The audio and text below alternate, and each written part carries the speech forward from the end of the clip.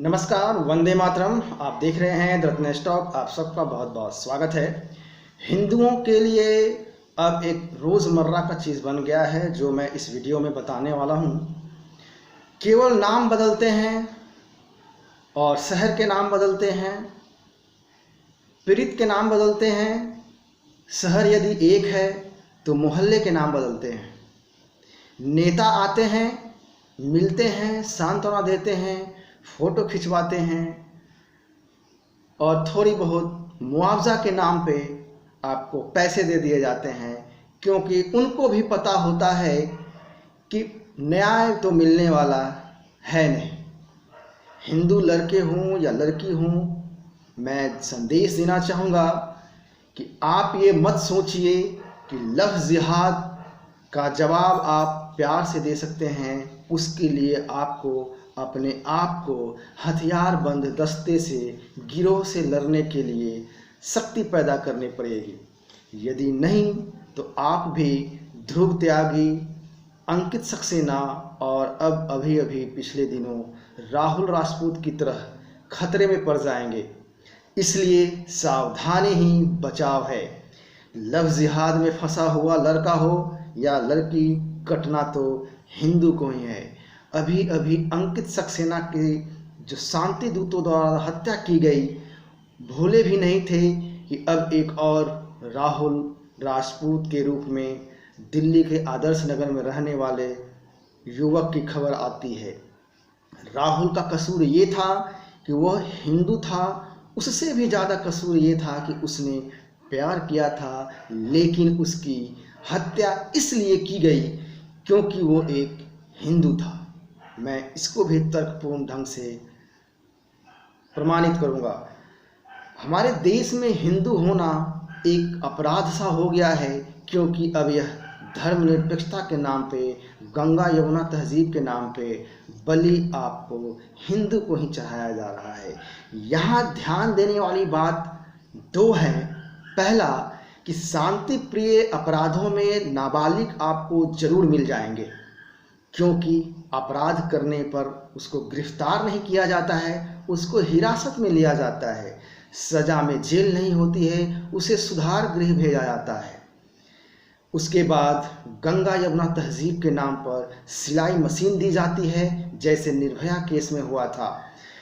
मोहम्मद अफरोज़ को धर्मनिरपेक्षता के प्रतीक के रूप में सिलाई मशीन दी गई थी। क्या यह साजिशन ऐसा होता है? ये परंपरा बन गया है, ट्रेडिशन बन गया है, यह ट्रेंड है? क्या जानबूझ के किया जा रहा है? यह एक इत्तेफाक है जहां हर शांति प्रिय अपराधों में एक नाबालिग का नाम अवश्य आता है। यह विचार करने योग्य बातें हैं। दूसरी बात कि ये नाबालिग इतने छोटे होते हैं कि सड़कों पर काफिरों को मौत के घाट उतार भी दे सकते हैं, लेकिन ये इतने छोटे हैं कि मीडिया में इनका नाम आने पे इनकी भावनाएं आहत हो जाती है। भावनाएं इनको बहुत नाजुक हैं। अब अंकित सक्सेना व ध्रुव त्यागी की हत्या से तुलना अब मैं राहुल राजपूत की हत्या से करने जा रहा हूँ, जिसकी हत्या अभी आदर्श नगर में हुई है। इसमें क्या समानता है? शायद आप में से बहुत कम लोगों ने इस ट्रेंड जो चल रहा है समानता का ध्यान दिया होगा आपने। अंकित और ध्रुव को भी बीच सड़क पे मारा दिया गया था और राहुल राजपूत को भी उसी सेम पैटर्न पे मारा गया। अंकित और ध्रुव को मारने वाले नाबालिग शामिल थे शांति दूतों से, उसके समुदाय से, और राहुल राजपूत में भी फिर से एक बार नाबालिग शामिल हैं। अंकित के केस में हत्या के समय लड़की मौजूद थी और राहुल राजपूत के केस में भी लड़की खुद बुला करके ले जाती है। कुछ समझ में आया मेरे सोए हुए हिंदुओं, मेरे भाइयों बहनों? मारने वाले भीड़ में 15 लोग शामिल थे, लेकिन पकड़ा गया है सिर्फ 5, बाकी 10 अभी फ्री हैं, आज़ाद हैं। लड़की खुद बुला के ले गई थी लड़के को, लेकिन लड़की को अभी तक पकड़ा नहीं जा सका है और पकड़ा भी नहीं गया है। अब यहाँ पर मरने वाले की जाति और धर्म नहीं दिख रहा होगा, क्यों? क्योंकि मारने वाला का दिख रहा है यहाँ पर। ठीक वैसे ही जैसे सबको सब कुछ दिख रहा था हाथरस में, लेकिन बलरामपुर में नहीं दिख रहा था।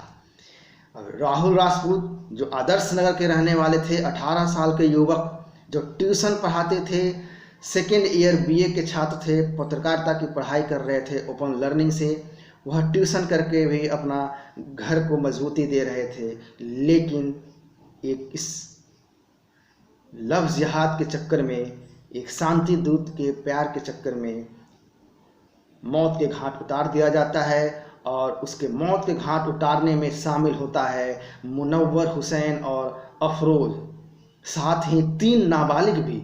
यह नाबालिग का क्या ट्रेंड है, क्या परंपरा है, क्या साजिशन होता है, यह हमें समझना होगा। यह भी हमें समझना होगा कि ये ऐसी खबरें क्यों दबाई जाती हैं जब यह गंगा यमुना तहजीब के तहत एक शांति दूत का नाम आता है। नमस्कार।